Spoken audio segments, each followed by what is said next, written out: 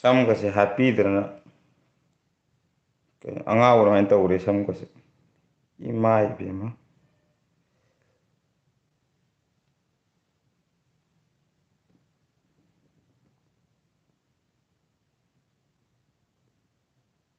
ꯀꯥꯡꯁꯤ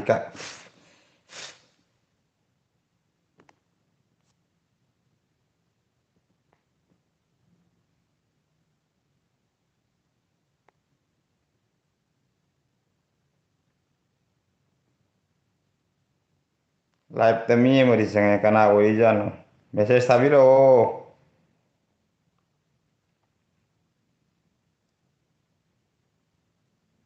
ꯀꯨꯏꯔ ꯃꯇꯨꯡꯗ live ꯆꯪꯖꯕꯅꯤ message ꯊꯥꯕꯤꯔꯛꯑꯣ ꯋꯥ ꯑꯩꯈꯣꯏꯒꯤ ꯏꯆꯦ ꯂꯥꯛꯑꯦ ꯁꯨꯕꯥ ꯀꯩꯆꯦꯜ ꯃꯅꯤꯄꯨꯔ ꯂꯥꯛꯑꯦ ꯍꯥꯏ ꯏꯆꯦ ꯑꯩꯒꯤ ꯂꯥꯏꯐꯇ ꯂꯥꯛꯄꯤꯕꯒꯤꯗꯃꯛꯇ ꯏꯆꯦꯕꯨ ꯍꯥꯏꯅꯤꯡꯉꯥꯏ ꯂꯩꯇꯅ ꯊꯥꯒꯠꯆꯔꯤ ꯆꯥꯛ ꯏꯁꯤꯡꯒ ꯆꯥꯕꯤꯔꯕꯣ ꯏꯆꯦ ꯋꯥꯎ ꯗꯦꯕꯤꯠ ꯀ꯭ꯔꯥꯞꯁꯨ ꯂꯥꯛꯑꯦ ꯏꯇꯥꯎ ꯅꯪꯒꯤ ꯅꯝꯕꯔꯗꯣ ꯆꯪꯗꯦ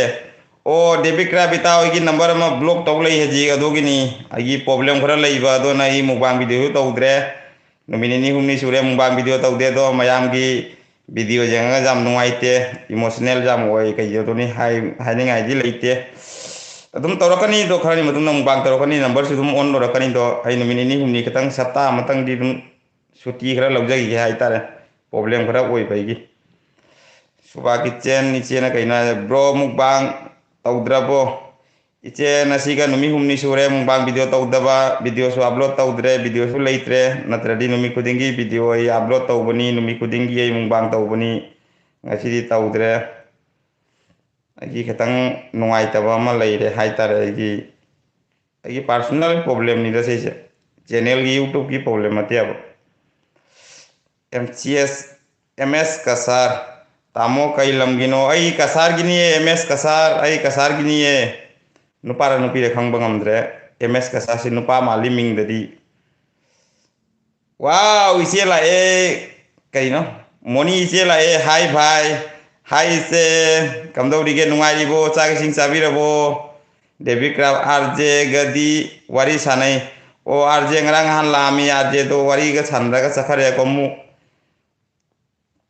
ꯑꯥꯔꯖꯦꯗꯣ ꯑꯩꯒꯤ ꯏꯕꯥꯏꯅꯤ ꯑꯗꯨꯗꯣ ꯑꯗꯨꯝ ꯒꯨꯍꯥꯇꯤ ꯃꯅꯨꯡꯗ ꯑꯩꯈꯣꯏ ꯂꯩꯕꯅꯦ ꯈꯔ ꯂꯥꯞꯄꯤ ꯑꯩꯒ ꯃꯥꯒ ꯑꯗꯨꯝ ꯂꯥꯊꯣꯛ ꯂꯥꯁꯤꯟ ꯃꯔꯛ ꯃꯔꯛꯇ ꯑꯩꯈꯣꯏ ꯋꯥꯔꯤ ꯁꯨꯝ ꯁꯥꯟꯅꯩ ꯑꯩꯒꯤ ꯏꯆꯟ ꯄ꯭ꯔꯦꯃꯤ ꯂꯥꯛꯑꯦ ꯍꯥꯏ ꯗꯗꯥ ꯂꯥꯏꯛ ꯗꯟ ꯊꯦꯡꯀ꯭ꯌꯨ ꯏꯆꯟ ꯄ꯭ꯔꯦꯃꯤ ꯕꯤꯅꯣꯠ ꯂꯥꯏ ꯅꯃꯁꯀꯥꯔ ꯅꯃꯁꯀꯥꯔ ꯕꯤꯅꯣꯠ ꯂꯥꯏ ꯀꯝꯗꯧꯔꯤ ꯕꯤꯅꯣꯠ ꯂꯥꯏ ꯅꯨꯡꯉꯥꯏꯔꯤꯕꯣ ꯁꯨꯕꯥ ꯀꯤꯠꯆꯟ ꯃꯅꯤꯄꯨꯔ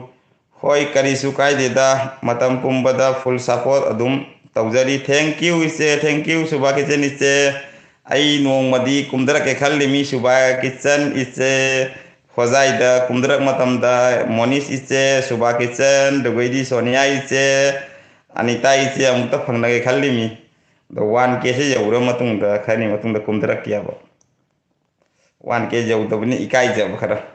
ꯑꯦꯝ ꯑꯦꯁ ꯀꯁꯥꯔ ꯀꯩ ꯂꯝꯒꯤꯅꯣ ꯀꯁꯥꯔ ꯍꯤꯡꯂꯥ ꯍꯥꯏꯕ ꯃꯐꯝꯗꯨꯒꯤꯅꯤ ꯑꯦꯝ ꯑꯦꯁ ꯗꯦꯕꯤꯠ ꯀ꯭ꯔꯥꯞ ꯁꯅꯥꯊꯣꯏꯕꯤ ꯃꯣꯅꯤ ꯆꯥꯛ ꯆꯥꯔꯕꯣ ꯁꯅꯥꯊꯣꯏꯕꯤ ꯃꯣꯅꯤ ꯆꯥꯛ ꯆꯥꯔꯕꯣ ꯁꯅꯥꯊꯣꯏꯕꯤ ꯀꯅꯥ ꯑꯣꯏꯖꯥꯠꯅꯣ ꯁꯅꯥꯊꯣꯏꯕꯤ ꯃꯤꯡꯁꯦ ꯈꯪꯗꯦꯕ ꯀꯅꯥꯗ ꯍꯥꯏꯔꯤꯅꯣ ꯗꯦꯕꯤꯠ ꯀ꯭ꯔꯥꯞ ꯁꯅꯥꯊꯣꯏꯕꯤ ꯃꯣꯅꯤ ꯆꯥꯛ ꯆꯥꯔꯕ ꯍꯥꯏꯁꯦ ꯃꯣꯅꯤꯗꯤ ꯈꯪꯉꯦ ꯃꯣꯅꯤ ꯏꯆꯦꯗ ꯍꯥꯏꯔꯤꯃꯤ ꯋꯥꯎ ꯑꯩꯒꯤ ꯅꯨꯡꯁꯤꯔꯕ ꯏꯅꯥꯎ ꯑꯃ ꯂꯥꯛꯑꯦ ꯑꯩꯅꯤ ꯂꯥꯛꯑꯦ ꯏꯌꯥꯝꯕ ꯅꯃꯁꯇꯦ ꯅꯨꯡꯉꯥꯏꯔꯤꯕꯣ ꯑꯩꯅꯤ ꯕ꯭ꯔꯣ ꯀꯝꯗꯧꯔꯤꯒꯦ ꯅꯌꯥꯝꯕꯗꯤ ꯅꯨꯃꯤꯠ ꯅꯤꯅꯤ ꯍꯨꯝꯅꯤ ꯁꯨꯔꯦꯗꯣ ꯄ꯭ꯔꯣꯕ꯭ꯂꯦꯝ ꯑꯃ ꯊꯣꯛꯄꯗꯅ ꯚꯤꯗꯤꯑꯣ ꯊꯥꯡꯒꯠꯄ ꯉꯝꯗ꯭ꯔꯦ ꯕꯤꯅꯣꯠ ꯂꯥꯏ ꯅꯨꯡꯉꯥꯏꯔꯤ ꯅꯨꯡꯉꯥꯏꯌꯨ ꯕꯤꯅꯣꯠ ꯂꯥꯏ ꯅꯨꯡꯉꯥꯏ ꯂꯩꯕꯤꯌꯨ ꯄ꯭ꯔꯦꯃꯤꯆꯟ ꯅꯍꯥꯟꯗꯤ ꯗꯗꯥꯗ ꯄ꯭ꯔꯦꯡ ꯀꯣꯜꯗ ꯃꯩ ꯍꯧꯈ꯭ꯔꯦꯅꯦ ꯄ꯭ꯔꯦꯡ ꯀꯣꯜꯗꯤ ꯀꯩꯗꯧꯅꯤꯕꯣ ꯈꯪꯍꯧꯗꯅ ꯏꯕꯥꯏꯅ ꯄ꯭ꯔꯦꯡ ꯀꯣꯜ ꯇꯧꯁꯤꯜꯂꯛꯄꯅꯦ ꯃꯩ ꯍꯧꯈ꯭ꯔꯦ ꯊꯕꯛꯇ ꯆꯤꯜꯂꯤ ꯃꯇꯝꯗ ꯁꯨꯕꯥ ꯀꯤꯠꯆꯦꯟ ꯏꯆꯦ ꯍꯣꯏ ꯂꯥꯛꯑꯣ ꯁꯣꯏꯗꯅ ꯂꯥꯛꯇꯣꯏꯅꯤ ꯁꯨꯕꯥ ꯀꯤꯠꯆꯦꯟ ꯏꯆꯦ ꯕꯤꯅꯣꯠ ꯂꯥꯏ ꯑꯣ ꯗꯦꯕꯤꯠ ꯀ꯭ꯔꯥꯞ ꯕꯤꯅꯣꯠ ꯂꯥꯏ ꯑꯣꯟ ꯊꯦꯡꯀ꯭ꯌꯨ ꯃꯣꯅꯤꯁ ꯏꯆꯦ ꯀꯩꯅꯣ ꯆꯥꯔꯦ ꯕꯦꯕꯤ ꯀꯤꯠ ꯌꯥꯎ ꯑꯩꯁꯨ ꯌꯥꯎ ꯇꯧ ꯂꯣꯏꯔꯦ ꯉꯁꯤꯗꯤ ꯏꯔꯣꯟꯕꯒ ꯀꯥꯡꯉꯧꯒ ꯑꯗꯨꯃꯥꯏꯅ ꯑꯗꯨꯝ ꯆꯥꯊꯔꯦ ꯁꯣꯔꯠꯀꯥꯠꯇ ꯗꯦꯕꯤꯠ ꯆꯥꯔꯦ ꯃꯣꯅꯤ ꯅꯃꯁꯇꯦ ꯕꯤꯅꯣꯠ ꯂꯥꯏꯅ ꯅꯃꯁꯇꯦ ꯇꯧꯔꯤ ꯃꯣꯅꯤ ꯏꯆꯦꯗ ꯕꯤꯅꯣꯠ ꯂꯥꯏ ꯅꯃꯁꯇꯦ ꯃꯣꯅꯤꯅ ꯑꯃꯨꯛ ꯇꯧꯔꯤ ꯕꯤꯅꯣꯠ ꯂꯥꯏꯅ ꯗꯦꯕꯤꯠ ꯏꯇꯥꯎ ꯅꯃꯁꯇꯦ ꯗꯦꯕꯤꯠ ꯅꯪꯕꯨ ꯏꯇꯥꯎ ꯅꯪꯒꯤ kit taudrabo tadrabo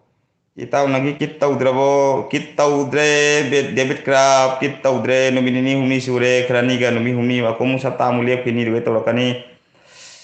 siwar soidana tolokani hayeng hangchit soidana tolokani ayi problem khara leiba personal problem dogini Singsari isan la chak sarabo dada sare singsari isan di chak sarabo moni iche baby blog bijen lakli hojai da most welcome lau hojai da most welcome thank you ije soidana lakani lake khalli mi su 1k semtang yaura matung da 1k yaudingai di mi una bu sat loi migi comment su paroi ikai ba khara dogini abo soidana lakani 1k yaura matung da ai inau ai ni na hare ai suni iyamba dona video ga lak tare hoi ya inau ai ni video try to bi soidana thangalu video update oidradi akoigi problem ni mi to bai problem mate isai sana channel pa panna video no magi update tawna be hanau problem gi matung ina no mani ni lepo do sim kai do video jam kuina lepi ga no lepo problem jam oi bani Sam Sundar kit su live tauramli Sam Sundar bro iyamba haidura inaw haidura aidi hana su live toromi do aina live se kuire muthar khiba do ngasi aina live toroi se asum mayam ga wari sana ga toro pane was time logi ado to gan thire ko sunatte asum mayam ga kuire wari sana da baina sang adogi tamaga sang pane na video thanga pangam da baduga update mo oina bai su haina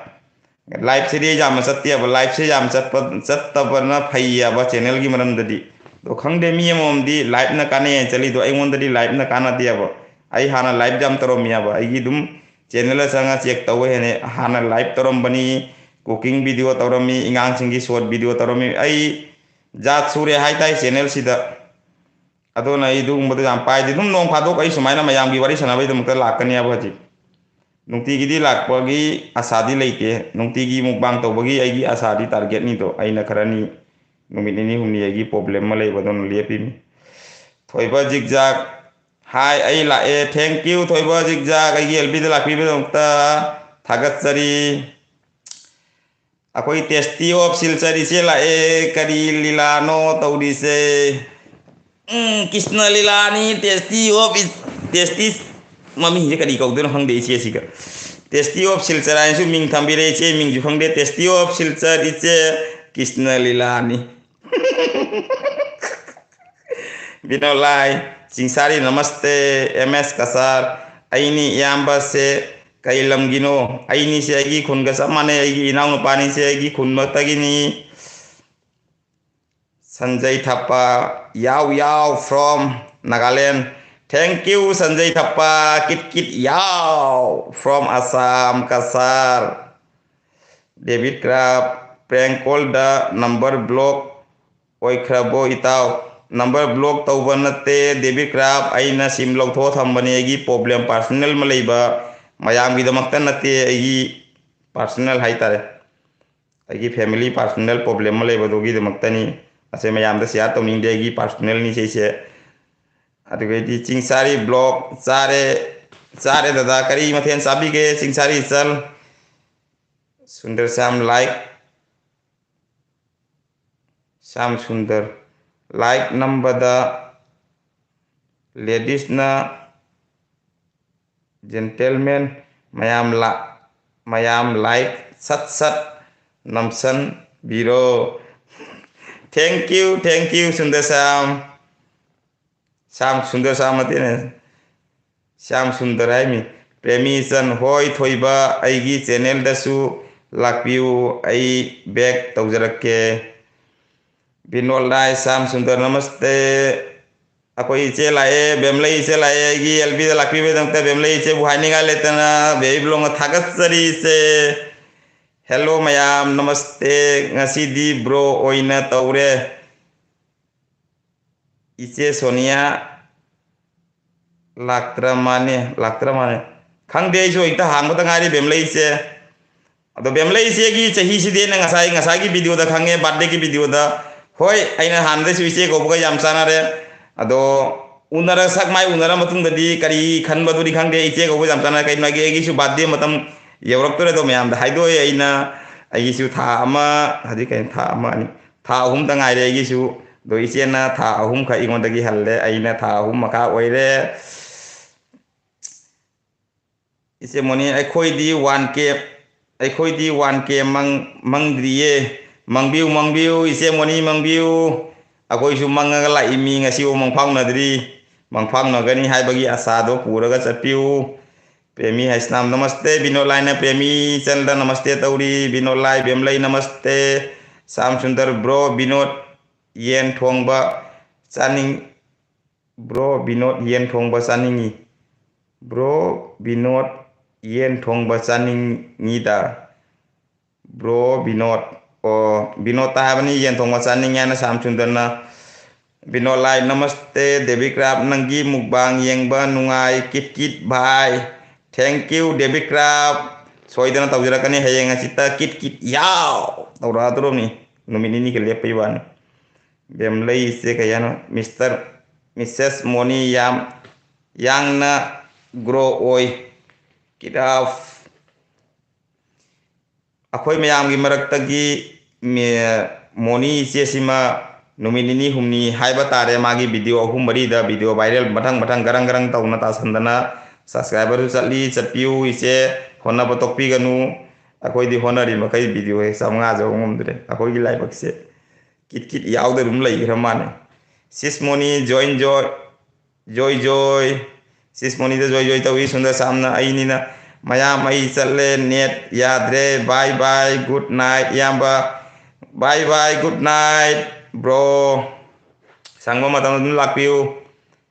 Hemant Basumatary नमस्ते मेरा LB में आने के लिए बहुत बहुत शुक्रिया कैसे हो भाई बसुमतारी भाई बेमलई से विनोद ब्रो नमस्ते जिग थोइबा जिगजाग वेलकम दादा thank you Hemant Basumatary like thank you like तो भी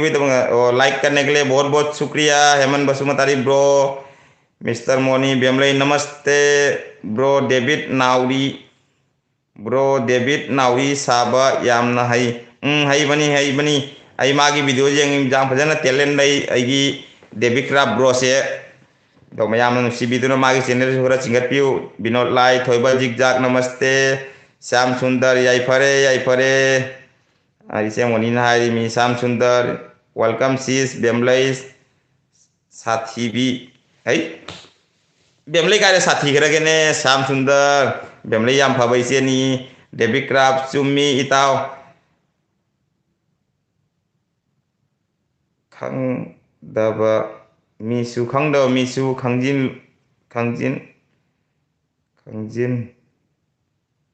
खंजिन लु बाय मुकबांग माले चुम्मी इताव खंगदबना मीसु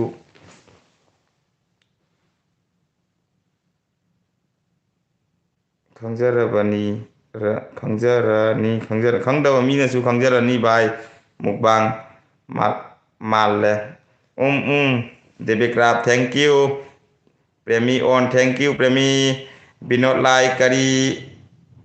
हाउरगे भाई विनोद लाई करी हाउरगे टेस्टी ऑफ सिलचर इचे यूट्यूब तौबा मीसिंग से मीट का तांगबा तारे मीट तांग बाई बुआईदी यूट्यूब तौदिगैदी मीट तांगी दोइना मुकबांग तौबदा मीगोंदा उलक्तबई वानी आई आनो उपियादना लौथोकजगे इचे दु उराबो अना कहीं पाथोक पासी खर नुंगाइतबदोगिने आनो आई थबक सुब खोदिंगी आनोब दुम पे हामदेसु उपियाबा आनोबसे अदो अइना मुकबांग तौबदा आनोब पन नुंगाइतब कइनो थेंगब खोटबा मकुना तायबा दुगुइनाबा आनोब ती उपनारे हजिंग मतमददी इंगांग अहन लेत्रे आनोब उपनारे उपनसु फै आई हिसाब तदी कइगिनवादी मीट सोकनबसु याम जावी सोकत्रसु उपन फै याबा सेफ्टी की ओइना गेजिक एको मीट अनाबा चनारिबनिना करी हायरोनी Vinod like done thank you Vinod लाई ब्रो पाउनम्बा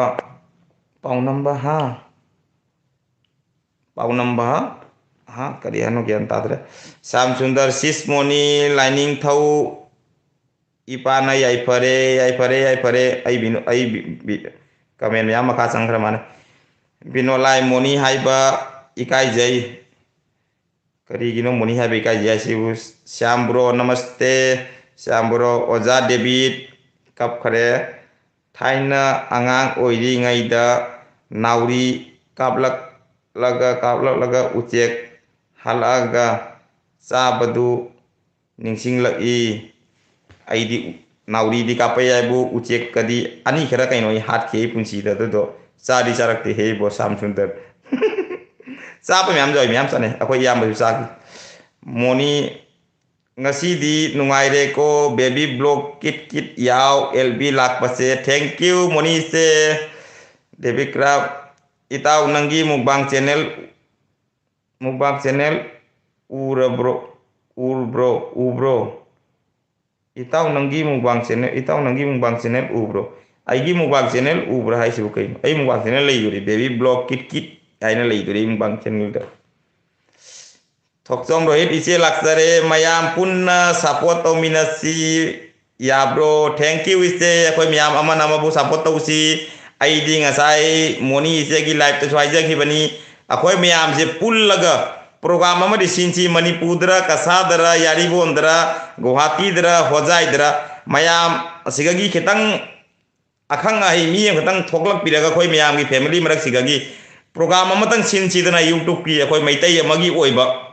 YouTube achौबदुना achौबा ताखरे को अखोय मसेन खंगनबा मियाम से पुल्लगा उंतंग दी प्रोग्राम अमा सिनसी असे तने न हाइजनिंग से मयाम ना पाम यावर कमेंट थाबिरो करम मम द तौसिगे करी तौसिगे दो दो प्रोग्राम सिनसी अखोय मियाम सकंग माखैग नानी मुबांग तौबो तौदो ब्लॉगिंग ओ कयो इचे इचन लोइना सकंग माखैग नानी मणिपुर ओइरसु जाय सिलचर ओइरसु जाय कसार ओइरसु जाय गुवाहाटी ओइरसु होजाय ओइरसु धर्मनगर ओइरसु एनी do India wang dari lete he India wang dari jabuani he mayam decide toraga mutang adogi group matang siamaga mutang langdok si ai ani YouTube ki program ma adu di farming lae kakak ai su lae thank you farming macha thoibi agi live te lakbi dom ka thank you hanna na thakatsari farming macha thoibi bu agi di David na ya mateng taubi ama nama bu mateng taubi kada ni ice moni su angamba isa khangde isu khangde de goi di ice ichal khangde ama nama bu support taubi kada ni khoi tauri mi ado isan over oi nangam da boduri kyam taurun ne khoi su ama ani di dum chingkali matam chu pada do share taubi kada ni ama nama taugodan ai chawran na chawthok na roi da ni myam ai ngasi chawran chawthok ga de he ga ina daun tara matung da ni nang namu chawri ka bai tauni asai wari myam le ya ba David Crab kit yaw nang na haiba paksai thank you David Crab ai na moham di kamai siluni kainu haiba paksai ai si ai ngang ko se paksai yar ai se kara pi gina ngang ko se ekdam kara yang japani dosan sumi ngona mina gi video ro back comment jam thare wa ngang do khang drega ko drega dai hai kara debo bino live farming in balance live namaste farming da bino namaste monisana David Crab monisana ga namaste tori khuchu thoi khang drese ga nano monisana se o moni dhari mi se moni da bemlei nawre no okpagi emoji tharaga kap kanu bro id 8 months sure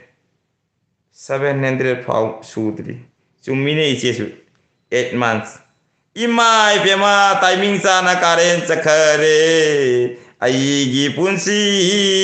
amamba tingkhang oirene tawise ngai tu duri he tawise mobile hundo karai hom cheluni myam nga ngai view like lak ko nga yeng te mobile so ma khatang ten lei ba se in tawise awa ba phi mani ne asi light than ba su ja di tawise jar ro nei sonde option noi garam na hoi ne iche bem legi su myam ke noni ke down jam lei do iche bem legi down subscriber down oraga video di iche bem legi 1k 2k myam lori gadi subscriber sang dia ya koina subscriber se no magi ama ni sang batok te ngonda du gadi keno to bai gi was time sungka ka de view sungka ka de channel siga kari ya foi bo lei ra banai thiri mi adu gadi Mr. Moni kari gi ikai no aina kari hai kari no ikai sai khangbo ngam ogdre adu gadi Sam Sundar welcome itaima and Rohit Rohit iseda bino lai David Crab kanano airaga hikatli adu gadi welcome सीज farming नमु Shyam Sundar bro नमस्ते श्याम सुंदर नमु कित कित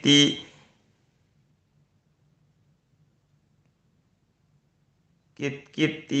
क्या सूरगे ओ रो हजी 33 running 32 running 33 running चंगदोरे था अहुम मतुंगदा हजी 32 running नि बेमले इचे ब्रो नंगसु ब्लू तौसिल्लको नत्रदि वीडियोदा चंगबा यादे ओ इचेदा ब्लू तरो आइरो तौबिरके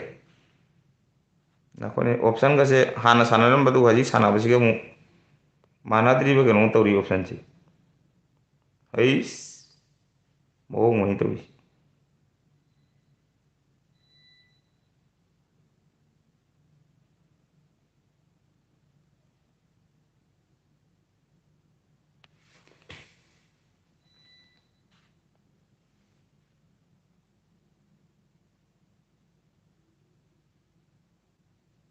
ओय माय गॉड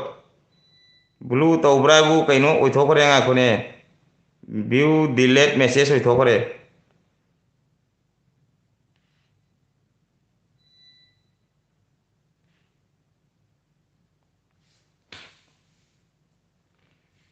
कारेंट चकी इमम मम करे मैसेज डिलीट तौरे सॉरी बेमले इसे सॉरी मैसेज डिलीट ओखरे ब्लू तौबगी ऑप्शन से माखरा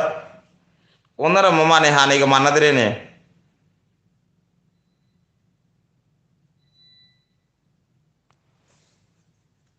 कदाइदगिन तौगिबने सु कावरेने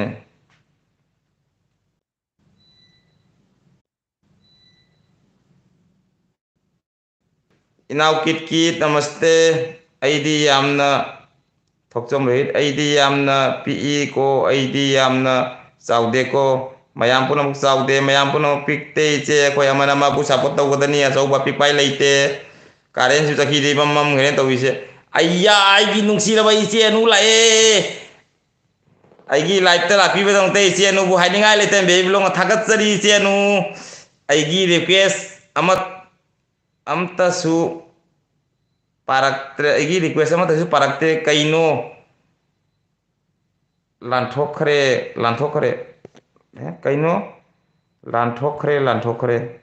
आइगी रिक्वेस्ट अमतसु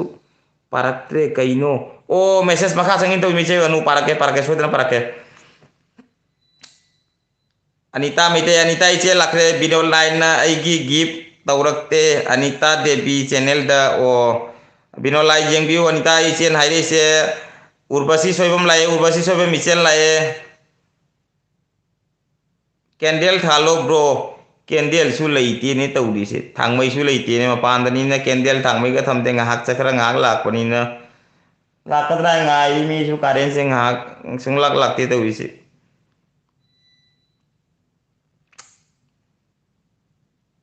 बेमले इचे करिसु कायदे ब्रो इमम मंगिना वामम तारे वेलकम इतैमा अनिता देवी श्याम सुंदर हारी मैसेज मैम मखा संगरे टेस्टी ऑफ सिट करीम तौरनु वारी दुमसाव ओ चुमी कांग नसु लोरे गुवाहाटी हे गुवाहाटी बो कांग जे बजा तौना मुंबांग तौथोक्तनाय नै बो अदुदी अंगांगनी इताव ऐसु अंगांगनी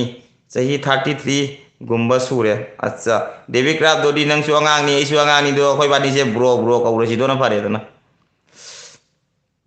बेमले इसे अदो मयाम ऐ चटले हयेंगन्ना हौगत्तोइनी 4 बजे ओके बाय बाय इसे सोनिया अदुम 10 मिनिट मुक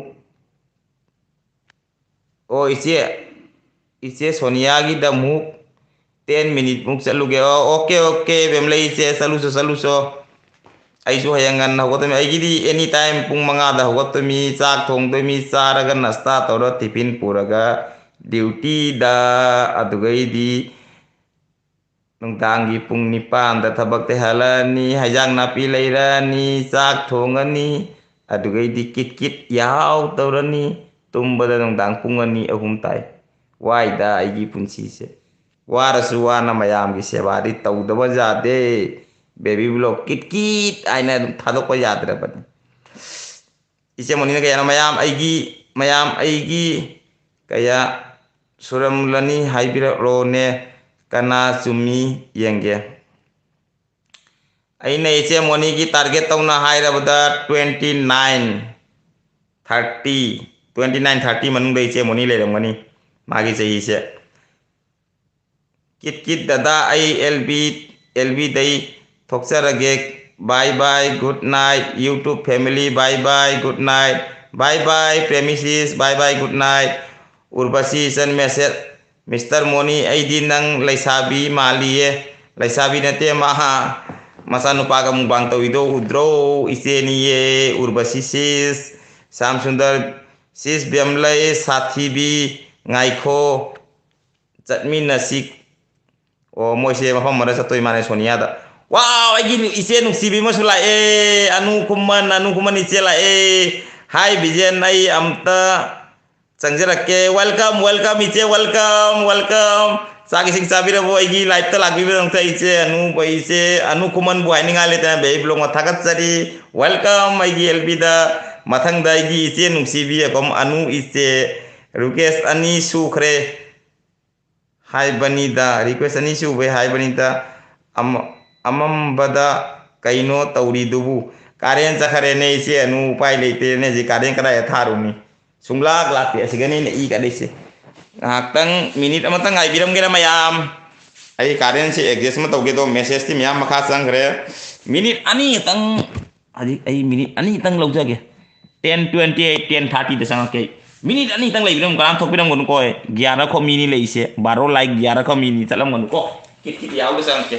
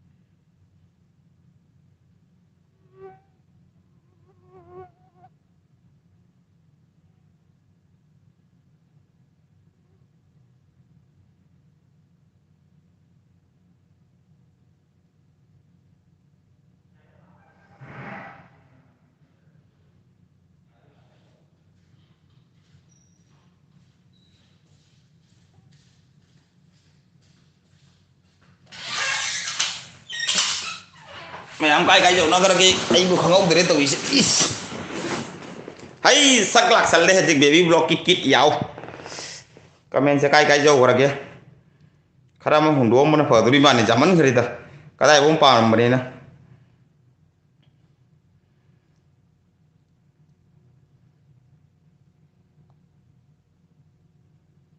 oh isi anu param ya Mr. Moni इसोर का होली है सियल उधर कारण ले इतना सोना को मु चला दीजिए मु थादा रुई मिने उर्वशी हिकल लगा सुम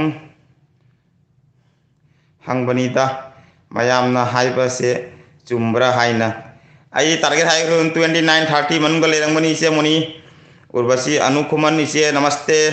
वाव आई की नुक्सी दबाई इसे लाए गुड लक बिरयानी डिप लाए करी मथेल सागे आई दिंग ऐसी शॉर्टकट ओइन सारे इसे करी असे इसे मम्मी काउ थोकरे अदुम कइनो हाइन काउरगे पारू हाइन काउरगे आइदिंग असी पारू की ममा इसे इसे की मम्मी काउ थोकरे गुड लक बिरेंडी इसे ऐसे दी कइनो की अंगान सिंग की मम्मी माले ई बाई की मम्मी माले दो आई ngasi sai shortcut mathen sare good luck ise adum iron ba kangau dumai to sare bemle ise noga sam bro lao sangasi gari ngaina leiri o mo he keno chapai ni du sonia ise gi lai pa chapai Sam Sundar sis moni 640 plus mali oira moi thokchom manipur gi nache juli ngaure o ise juli ngaure thank you ise ngasi keno ai sibu hero ko mali jalo pagi to winda ta keno thokchom rohi dise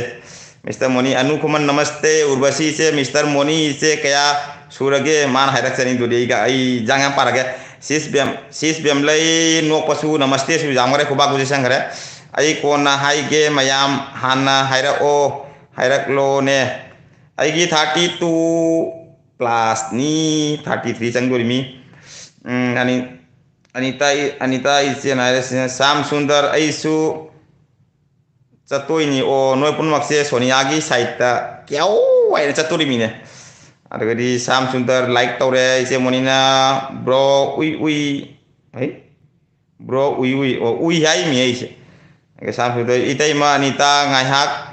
lai khisi layu ngak lai view don't worry inao gila kai ise gali sona pe kau ganu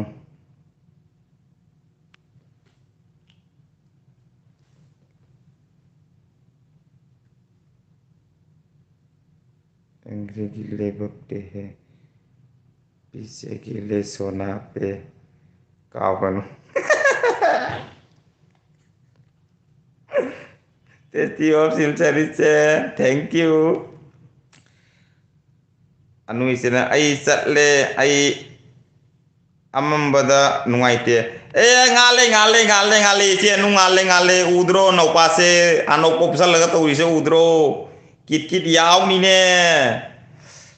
urbasi soiba mayam kai injang sana lage ai di iron ba kangau ngari sikthare Sam Sundar kit si toilet ta changsil jala changsin ba mali hari mai tatte da mai leita baduga mai tha basalui mita test ise moni testi of silchari che higali Sam Sundar hoi ngahak leitare chatsi ngak le sasi ai mi bro karen la o kangi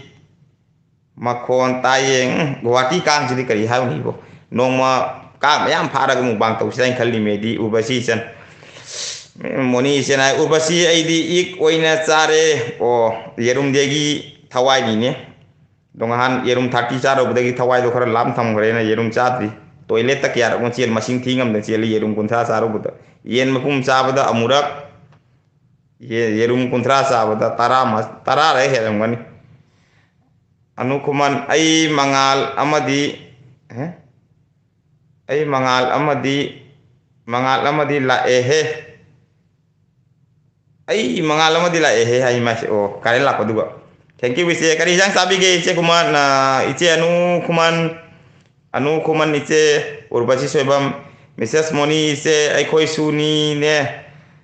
itai ma Anita di chak sabi rabo sare Sam Sundar good lagi se yaye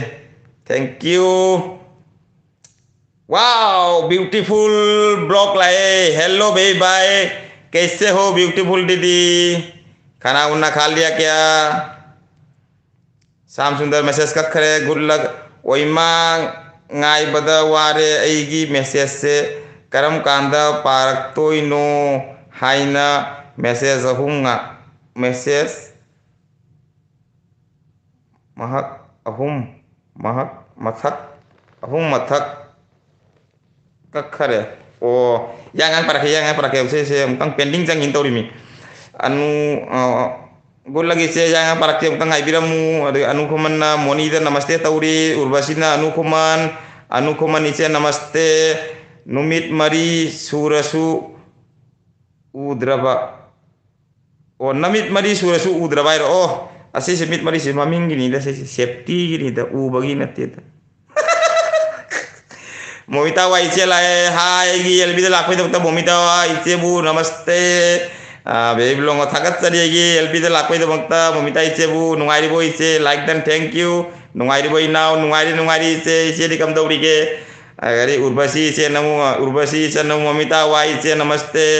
हाय उर्वशी नुंगाई बो good luck नुंगाई बो बा सुगम pending चंगी बरने मुक्तो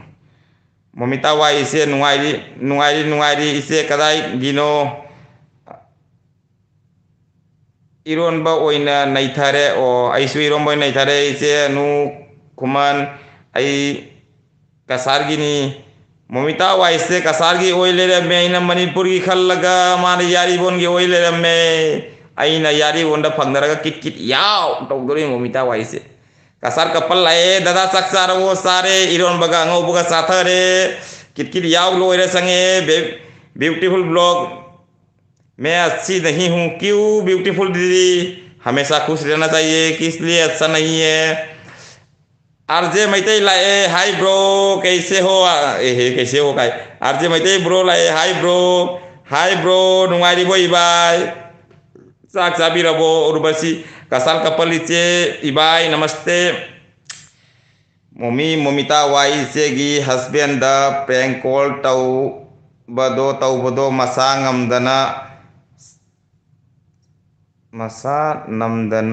namdaba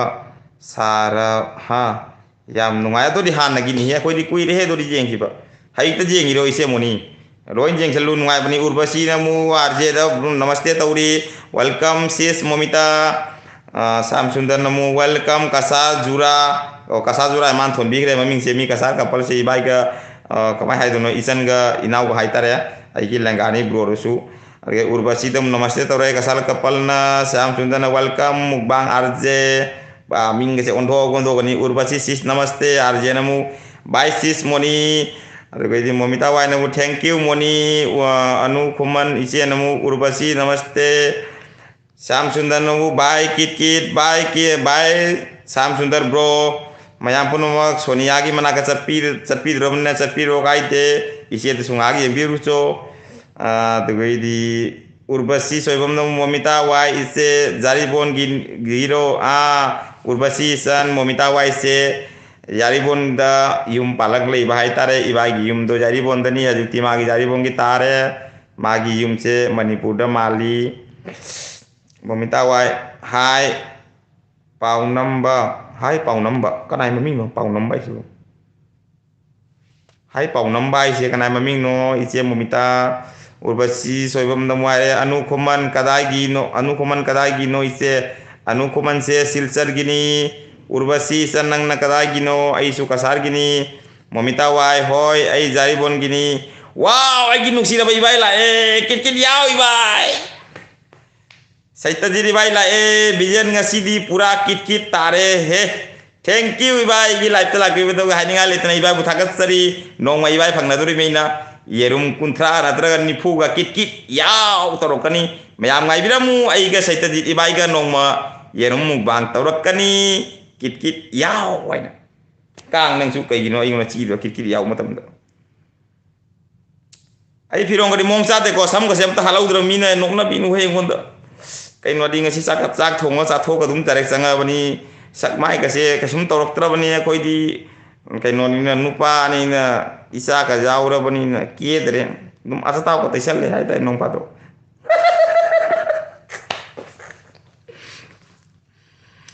Momita वाई इचे ID जारीबोन दा इपाम नि ओहो उर्वशी से जारीबोन दा इपाम हाजी युम पाम ना काय फम दनो इसन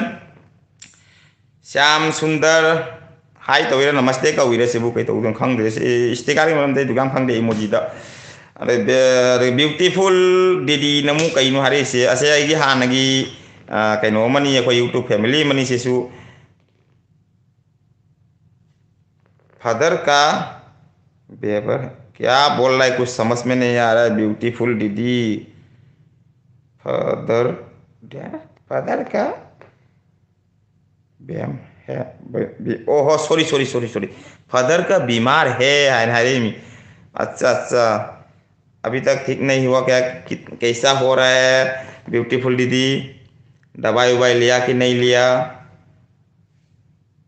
बहुत दिन हो गया ना हम लोग मुलाकात नहीं हो रहा है। जब से मैं लाइव बंद कर दिया तब से मुलाकात ही नहीं हो रहा है। मोमिता वाई ओ अदुदी याम नुंगाइये उर्वशी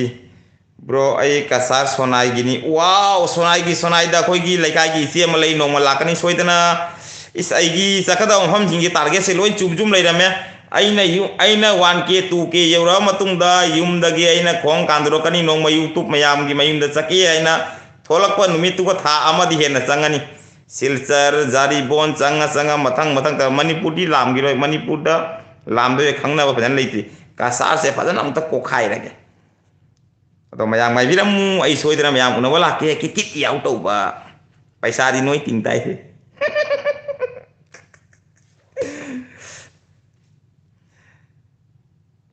मोमिता वाई श्याम सुंदर पाउनम्बा ओ श्याम सुंदर पाउनम्बा कौरी बोरे अच्छे कदाई कदाई लाइव तक फंगनरुबा ममिंग ngतनी ने ब्यूटीफुल ब्लॉग फादर बीमार है अच्छा अच्छा अभी दवाई उबाई लिया कि नहीं लिया ब्यूटीफुल दीदी अभी कैसा है वाह वही नुसीदबा इनाउ लाए हे मागी रिक्वेस्ट वीडियो मा सेमबा ngamdan leiri ina निशान की दमकता हेलो इबाई नुंगाइरिबो नुंगाइरि निशान नंगी रिक्वेस्ट वीडियो सोइदना सेमकनी आइना नंगी माइलेन गा nga मचा थोंबगा दो सोइदन तरोकनी रिक्वेस्ट थाबिरो वीडियो यंगबिउ वही सोइदन तरोकनी दोई हंदक मरा खतंग प्रॉब्लम अमा ओइबा दो नाइना सेमदबेने हयंगति सोइदन सेमकनी अनुकुमन उर्वशी ऐसे सिलचर सोनाईगी चंदम ओ चंदम लैकाई हाइबा खुंदगिनी ओहो चांगनम निका अदुदी इसे खुमंदा वा इसे अनु खुमंदा इसे अनु खुमंदा वा मतंग हंगे चांगनम नगा इसे अदुगै दुगा अको इसे दुगो रे काउथोकरे अदुगै दुगा बेम माइना को हिंगला दगी युम पालक नुपी अमा लैबरे जंग मसा खरा नोइबनी यामसु वांगदबनी तो मागी मवा नु मागी ममिंगना अरुणा कौबनी अदे मवा अदे ममिंगना मोय मते मनाव ममिंग दो नपनरा चपनी अरुणा रुना नुपाद ममिंग रुना कौबनी मतु दे ममिंग अरुणा कौबनी अरुणा कौबनी मचा नुपी मा लैरबनी अदो खोई खुनगिनी नुपी दो खोई इचेनी दो इचे ओई खुंदरा चनम लेकाय हायरा चांगदम लेकाय हायरा सोनाइदा ओइदी ओइबनी आई काव करे उर्वशी सोइबमना बी सले खंगद्रे निशान हेलो इबाई नुंगाइरि निशान ब्रो लाओ सोनाइदा सोइदना लाकनी इचे अनुई मयमदा सोइदना लाक्तोनि इबाई उनोबा लाक्तोरिमि आई सोइदना लाक्तोरिमि अदुरि सोइद्रबने की टारगेट नि ब्रो लाओ सोनाइदा सोइदना लाकनी मया मई ngahak sonda muk ngahak kapkhairu ge ko kapkhairu so ise moni asini live to bagi awaba amade muchat adu nai live to de live to ko chatpa mathau tai do na chatte video da phangna si video da na kana balai bani aina siga channel pai ba mi amani da wari message sam ta pathogi do mutung faja wari li ke mutung ase kana bo wari oido mi important oido mi hoita nisan na muhari ngakra hari mi o ngagra ga mairen ga soidan sarakan nisan soidan sarakan ngakra ga mairen ga nisan se kai gino kasar dungor giro nate agi khun gini nisan channel pai de bani koi khun gi agi naw sing ni ise moni durga pon hari mi durga bon dulop sora hingla district karingas kasar aido anukuman lao nabaina nang ngaiduna leiribani lakpa nabaina nang lakpa ngaiduna leiribani lakpa yerum plate ani pura hai soidana lakani ise kuma ise anu soidana lakani ibai phangnaba laktumi ibai su yerum jam pami isu yam pami doi numita nai thadro ni padan ibai ga yaw oidro ni doi numita urbasi san anu kuman ise di aikhoiga sum naknara mane o hoina sonai manung loi naknani akhoi ju koringo district ki wari district loi nang no naknara ni madonna henna yo tai thank you bye beautiful नम हरे के beautiful इते नम कहनो बहुत ही बुरा है ओहो है बहुत ही बुरा हाल है अच्छा क्या बीमार हो रहा है ब्यूटीफुल दीदी पापा का क्या बीमार है रोमत ब्यूटीफुल दीदी रोमत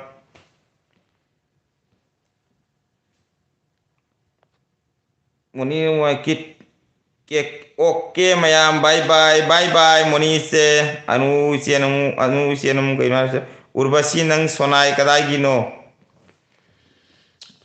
लाइव तौबगी कानादब अमगी वारी लिबिरमगे चैनल पाइबा ngaktanina खोइदी आइजु हाना लाइव तोरमिको अदुगी मतमदा आइना मयांग सिंगा तिनरगा लाइव तौबो हाइरे आइजु हाना हाइरमदे उर्वशी कयानो ब्रो युम हल्लगा इनमसु याहोलो सोइदना याहोलकनी उर्वशी सन आइगिसु टारगेट नि दोइ दोइना मपांदा लेबनिना इतेमा आइगी नुपी सिगा लेतबनिना ननमा हाइतारे लेतबनिना याहोंदे आइगिसु इचा नुपी याव लई आई नोंमै दोना मयांग सो तरोकनी करी तौरोइदनो इचु डॉक्टर मतांग म फंगदब अखोइदी कई हानी पैसा पाइबे इमुंग नतबनिना थबगे सुदरी कमाइ तौन थबक सु बोहनरी ngैदा युम चप्पा मतम संगदे युम चलगा मुकबांग मतम चाना तौबा फंगदब हाइताय युमदा कुइना लेबा फंगदे गुवाहाटीगा युमगा जाम लापनादेना कोइदी अदना दुम हंदोनिन तौरिदो युमदा कुइना लेते आइगी थबक सुटी फंगबा नुमित नुमि मंगानि तरुंनि फंगमदमदा फलांग चली अकोम लाई दुमाइ तौया बै पूजा रसु नोंनिनी की चलुई फलाव लाई दुमाना अदुना वीडियो सेमबे फदम फंगते अब अनुकुमन इसे आई सोनाई बिगी गाव कई करी बफन से बीबी गाव गी आई अनुकुमन इसे हमको जेंग बीबी गाव से करी फम नोई दिखंग द्रे सुनाइदा अइना हाइजनिंग बाइबु चैनल पाइबा मयामदा लाइव यामना तौबना कानाबा अमा फंगी कानादबा अमा फंगी करीगिनो हाबदा सिगी मरमसु लई अइना हाना चैनल नौना पारकपदा नोइदी खंगामोय हजिक पारिबा चैनल सिंग अनौबा सिंग नोइदी खंगामोय हजिक नोइदा कमेंटी फ्री द फंगाबनी हजि दुगैदी लाइव तौबा फ्री द फंगाबनी आइगी मतमदा आइना सानरकपा मतमदा आई चही मा पारेगी चैनल से आइना चैनल हौरकपा मतमदा आइगी सब्सक्राइबर 70 जौद्री फावबदा कैनो लाइव तौबगी ऑप्शन फंगमदे 70 जौरा मतुंगदा लाइव तौबगी ऑप्शन फंगमी अदुचु डायरेक्ट सुमाइन लाइव मते तोरमिदो हाना क्रोम दगी चलगा मोबाइल की क्रोम मफम दुगै चलगा दुगगी लाइव तोरमी अदुई मतुंगदा वीडियो अपलोड तौरमी सोनगी डायरेक्ट तौरमी अदुई मतुंगदा आइना फंगते कमेंटी पोस्ट फंगते आइगी सोइसो सब्सक्राइबर जरको मतमदा कमेंटी फंगी मियाबा क्या वान फंगी हजिकती फ्री दे लोइन फंगे 100 सब्सक्राइबर 200 सब्सक्राइबर हजिकता चैनल हांगिरा लोइन एकदम पिसल ले नुवाई नुवाई फंगे हजिकती अखोगी मतमददी मागी स्टेप तो कालपदे याम वायाबा हजिक सुइगी स्टेप अहु मरी लेरी असिसु कालगा चतुरिमी जो 1K चंगन दुरिमी सब्सक्राइबर दा 4K चंगन दुरिमी कैनो दा वाच टाइम दो मतुंगदा सेकंड वेरीफाई मु तौर चंग दुरिमी अदुमाइना स्टेप ना अखोइना कालैदो दो हजिकती अपडेट अनौबा लाकोय मतुंगिना लोइना शॉर्टकट ओइरे असिगा मयामदैना हाइजनिंग बाबू लाइव याम तौरगा कानादब अखोइगी करी लाई हाइदो लाइव तौबो मीदा आइना हंजनिंगियाबा आइदी हाना लाइव तौर मेदो मुथालुरिमियाबा कैगिनो आइदी लाइव तौरगा आइगी व्यू दो होइन कुमग्रिबा हाना आइगी मतमदुदा व्यू फंगामिसे 70-60 व्यू फंगामी वीडियो मदा 5 मिनट की 6 मिनट की वीडियो में अपलोड तौबदैना अदुगी मतमदुगा आइगी व्यू से फंगामिसे 70-80 फंगामी आइना जेदिन लाइव हौखिबा नुमित्तगी आइगी 50-70 फंगम्बा व्यू दो कदाई जौगरे अमुक्ता 20 दा लाई 50% मांगरे अमुक्ता लाइव तौरुबदगी दो नोंख तौरदी अदुगी रिजल्ट आई खंगद्री नुंगतीगी तौरमी हानादे सप्ताहगी दुमाइन तौरमियाबा अदुमाइना आइना वाच टाइम लौबैदमक्ता WT लौबैदमक्ता आइना लाइव तौरमी अदुगैदुगैगी सोंदा वाच टाइम लौबनी सोंदागी व्यू कुमद्रकनी आइगी मथौ ताब चैनल दा मथौ ताब पोचे करिनो सब्सक्राइबर नते वाच टाइम नते व्यू मथौनी व्यू लादी लोई लाया खल्लो वीडियो कंटेंट थादौ हाइरसे करिगिनो आइगी वीडियो वायरल ता हलवाई से करिगिनो वीडियो वायरल तारबा वीडियो दा कंटेंट थादरबा वीडियो दा फोकस ओइरबा अदोगी मीदो कनानजु खामबंगा मथक दुम जरा चेंदोरिमी अदो खंगदब खरा मन लाइव तौरी शॉर्ट वीडियो थांगल्ले कंटेंट जाहोंदे वीडियो अमा मिक्स तौई अदो फत्तबनी कइनो आदि आई इसामक एक्सीडेंट चारग हाइरिमी कइनो आदि आइगी चैनल से आई अंगांगी दमकता हांबा हांगीबनी इंगांगी वीडियो थांगलमी हांबदा अदो मतुंग दैना इसामकना कोम कुकिंग वीडियो तौरे हिंदी ने गांगमी हांबदा हिंदी मारो वा गांगमदे साउंड सीजन रगा कुकिंग वीडियो तौरमी दोय मतुंग दमु कोगा दुगरी वीडियो दो व्यू लागते आइदना लाइव तौरगा लागते आइदना को मोइना मु कैनो तौरे अदो मोइना वॉइस हापा तौरे आइगी इसागी वॉइस ओइना कुकिंग तौरे हिंदी ने गांगमी अदुगी मतुंग दमु मैतेरोन ngang bahore ado mu tok thoga ko मैतेरोन mu language tange ado loiraga mu ko मैतेरोन gi mukbang moin tawre Hindi gi mukbang tawrame Hindi na ngang mukbang to dol laga mokong maitero na ngang mukbang tore ai gi video se ja chure haita ba baro moza ayo tare ba mixer moza kairo tare gi ado na gi video ja phalam phau bangam de bani ado aina phawra pon numit tadi mina kham bangam moy kit kit yaw ni na mayam khangjen biu aseng mani ase gi wari sima urbas oh kadai to ke anu kuman mare urbasi aiga nanga khun thangnare nang ai khangnadro nang ai khangdro ai mi oh agadi urbasi na mare anu kuman ise haujikti video da ure ba lambi da unaradi kaurak kani soidana kaunau phangnau hayang ai laga su phangnadu mi iche cellphone mak arje no hare bijen kari hinjang sage di iron ba kangau jathare ngari chithare arje ibai kari hinjang sarage nangdi momita wai inaugi was time surabo sudri se nanaudi khadrak pallaga leire suthok labatharoini tare do lamaida godro aya ado tare nanaudi punsi se do tare momita ise jaungam maroi thajaba leitre momita wai kyam yam lage 50% change was time urbasi brona jam afaba takpire aseng bani urbasi isan live tawdradi tawrunu haidradi tawrunu live tawbana kana do myam pangane aigi matam chupda focus tawbadani aigi video se mayamna ngasi 200 khak mina view changa di 200 jeng hayeng 300 khap jangan ge hayeng 400 ka jangan ge hayeng 400 500 hayeng ase ka johon ge asigi target ta video sem na bagi content thadau ado ega ta mang ka bang bani migi warita na kasum kana ba phangoi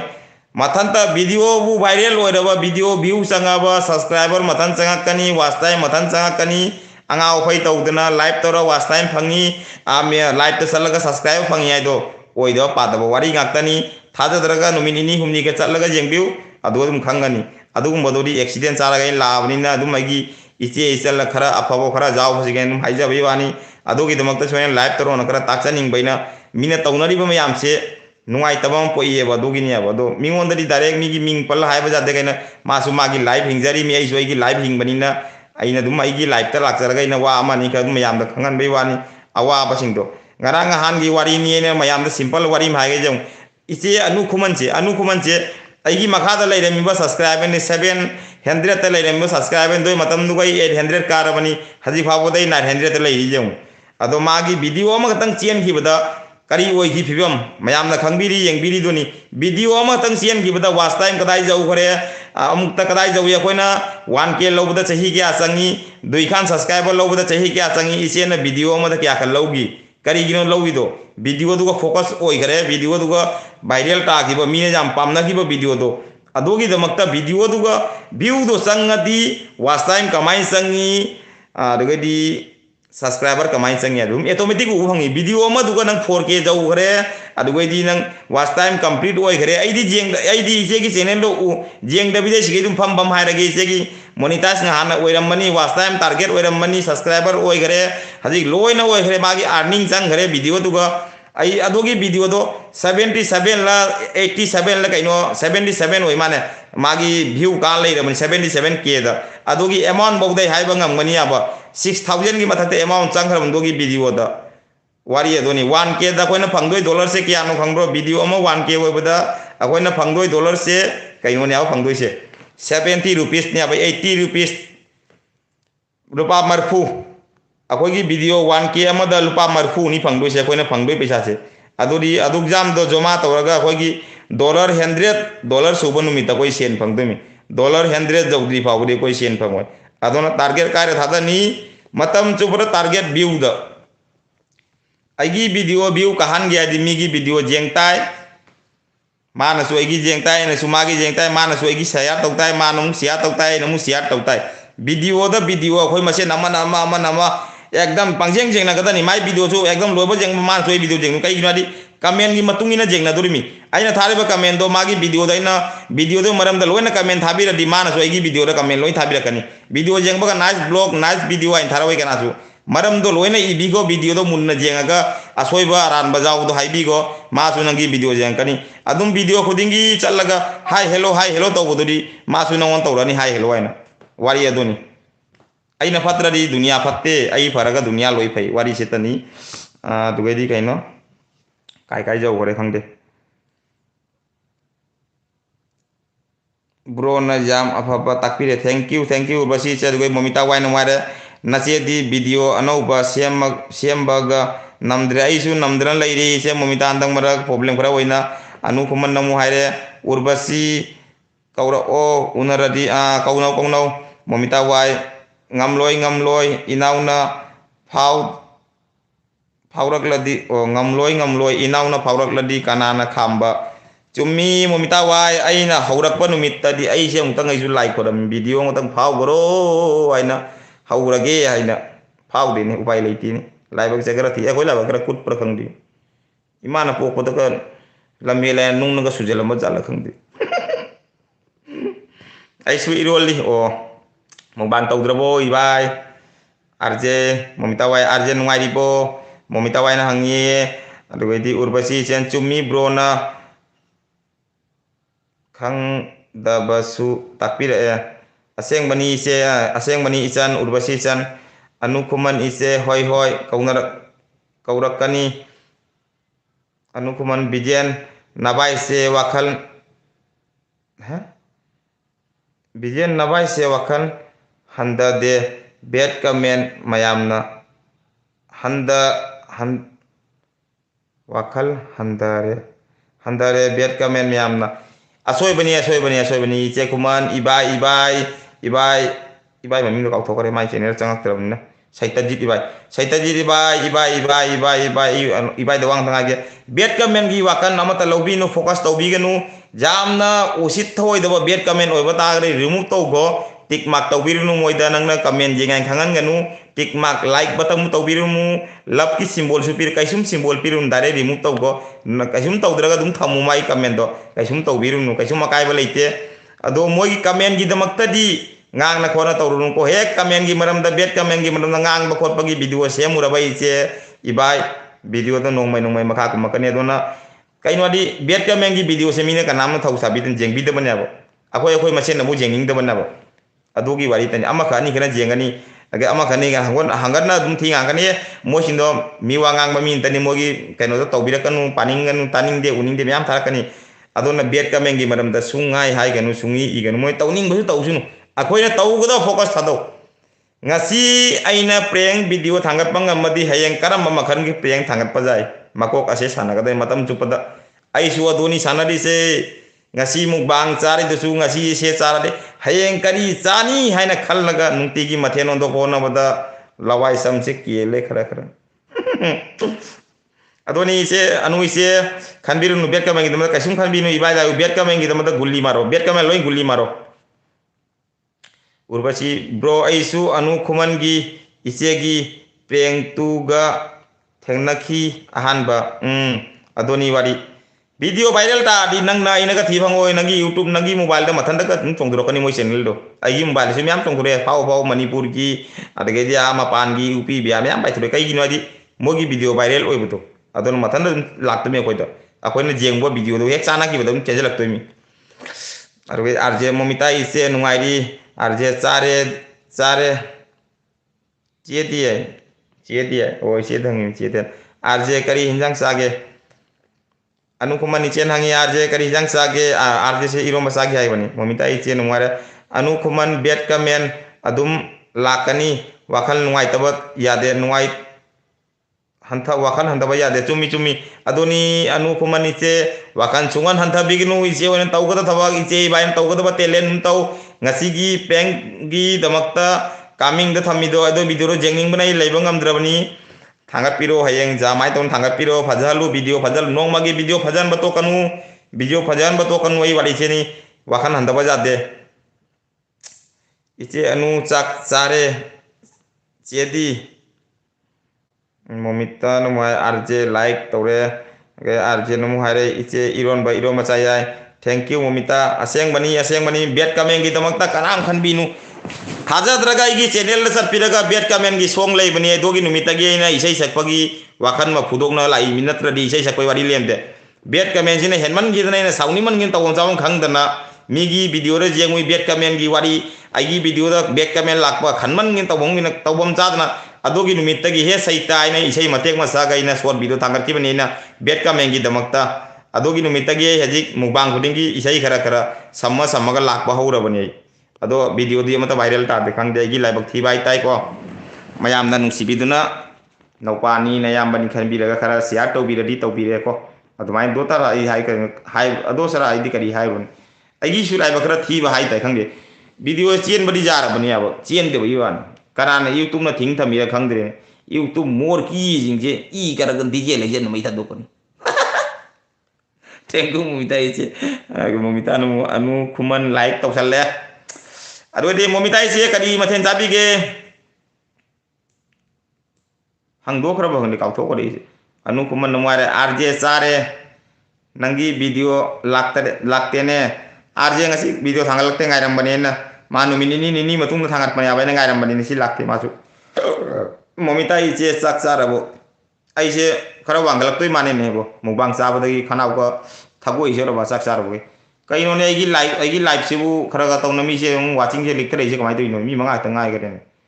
matam theng toi ra kan toi hoi ne matam theng to mali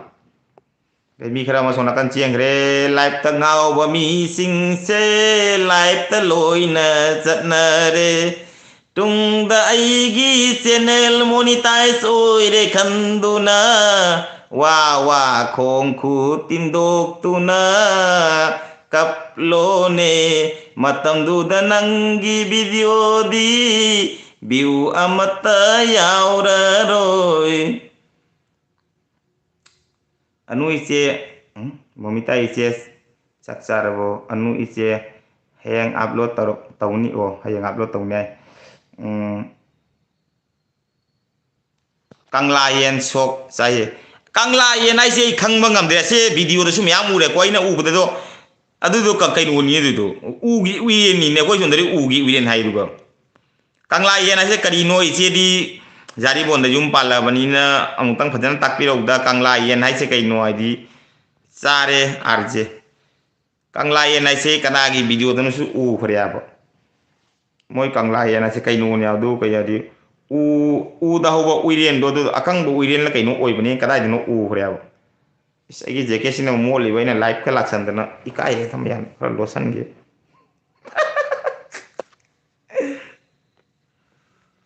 uraba igi sakse mukbang tau bodagi khara noitho asmaina ka kaino da noithro di phara ko igi view do khara tauna noithro di view do ni no mai dum yang kan mani ugi uyen duni aisu manipur maron je khara hai le bani ne aisu tamjalli mi manipur maron se akoi sonda angau bodaga manipur na kangau waidari aisu do na kangau waidari mi video da mi khara tauna mi se sapi khare comment thabirek to kalai sanna khare comment thabira o mani ugi uren duni ise Momita ai kom hangam do hitangai ma hita kanglayen sok chai ai mi ai kom hangjelang mo hitangai RJ kai sang khare comment ga ma tharak ti do kada da hai khare ke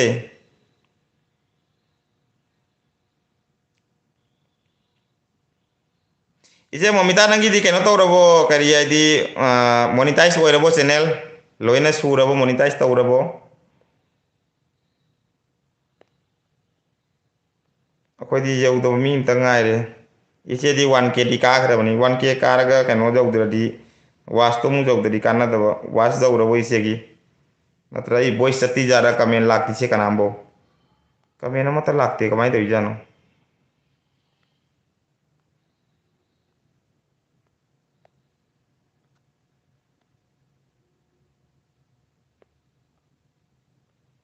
RJ ताइदा O ha motor truck ha motor track matondo market tagi lairi ni.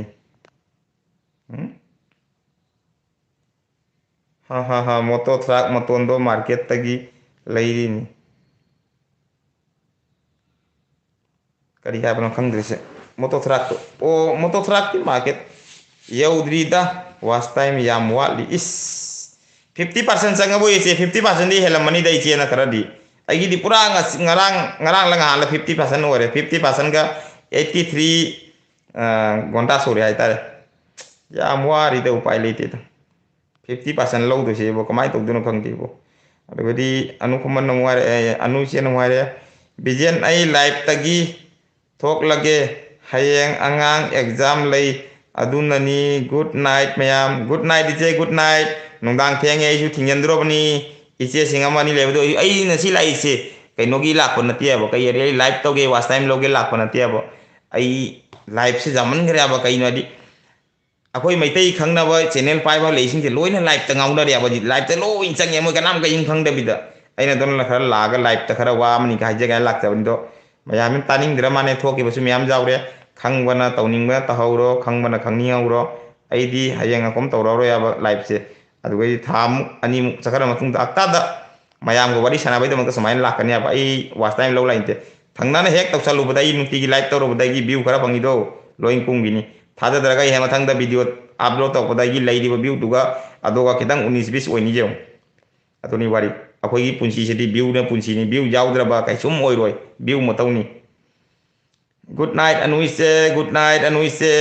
momita wat good night ise mo kono good night ono mane arje nang video upload tawroi dro aigi hairo arje aigi video semde aigi asa mukbang tawbagi asa kai khare kai tawruni kai numita kom asa samak padogi samakon numita video sema kani nungai taba mo leidona ni arje bijen momita wai moto track matondo market tagi leiriro haibani aigi aina chabado leiri mi je asigadi mapanani leidri karai den du phangde chahi ani matungda kya wana ngan phangi du phangbadu mapun taret ni nam to pulai do lupa kya gi nomro mapun taret ta 55 piraga mapun taret to pulai mi khanara chanaraga du puna laga numit nini de humri de tang chang cha thoi mi do ai jam pam de ya ba phang de sige siga jum da le ri thara chanai no de sige sige ri phang da man jam wai ya phang de da mara bang ta phangi do ai na su sige siga manipuri posti chatya ba ai samse halau da na thau te ho da angau da mal mi mari khalai comment di ani kitang taw ya te hinna kada chang na karaki kana non timin tana risebu kamen thabira o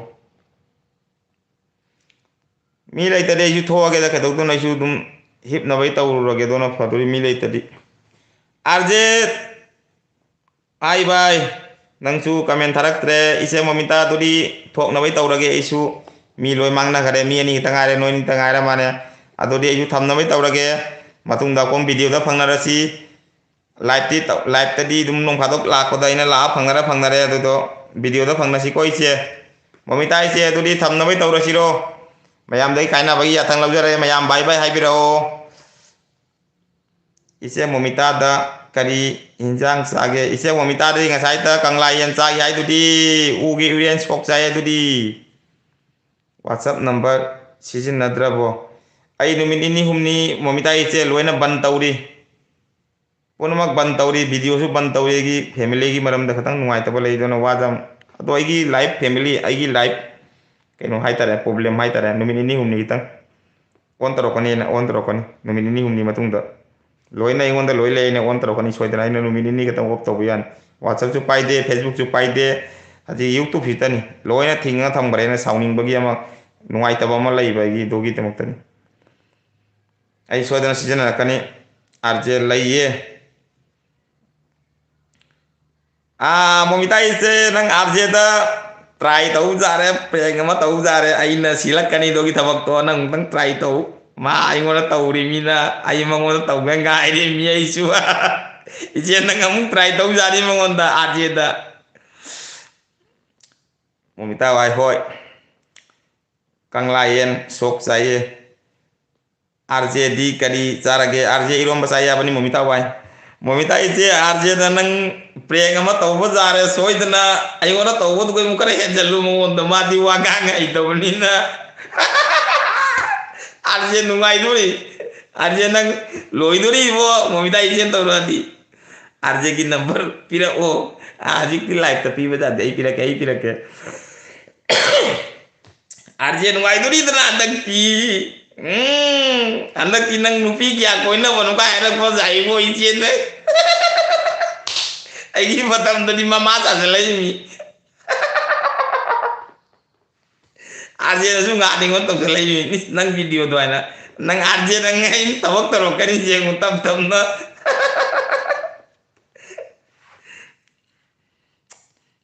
tawudan duana kon ama nama prank tawdana ama nama video chingkatana ama nama support tawdani se mine khangga bayani asum badagi ne khogi video mang chatui se live tawna mang chatui nate adugai mingona thina ngang bana mang chatui nate kaino ama nama chingkatna bagi idea ai sana gatani abo magi channel se mana khangdra de ina prank call tawsan ba aina mangona thina ngangjen ba admai tora video se channel ani mak channel no khona gatani abo khangda mi singna khangde ne khoi ani hungona khangna kai tawduino khara mana faure yana nok na higat na haraule moi faure na khara mana fauda basing duna ai saure yana le kari ngangun wai si mi tara kun gatang ta gi faja mi do ina pam mi abo khang ba khoi masen ama nama sob som matam du support to bodo momita ise no i mama sabaduna nungai rini matang da arje tadi kari saru duri ise arje dibo agiri tawang jamong gandana awan nakachien gibra kang aje ready de layu kali meminta phone lagtu no kang dia aje nang nungai duri lok su khore nokman gi nai ha ai hakchang khore nungai taba lok se ko phawai ja debo adodi kanam su leitrab nei che momita tangai re dugai di RJ ga je momita ka tangai re dodi thamna bai tawrasi aisu thokna bai tawrage pung 13 tare tummage dugai di nungalaga pung 5 da hawgatlaga thabak ka toimina adodi bye bye habiro ibai tangai re minna bye bye habiro haidra ka thokra mane am ko mangai kana mangse kaina rasi dodi masang next video da wen phangna rasi ngasi gidi chassarage be vlog kit yaw hoi fare good night che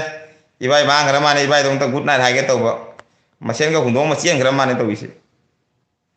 adori fare thammasi isa lage bye bye good night ibai che bye bye che momita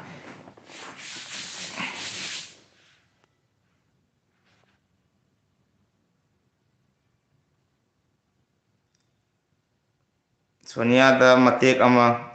chatlu ge aw chau chau ise charu cho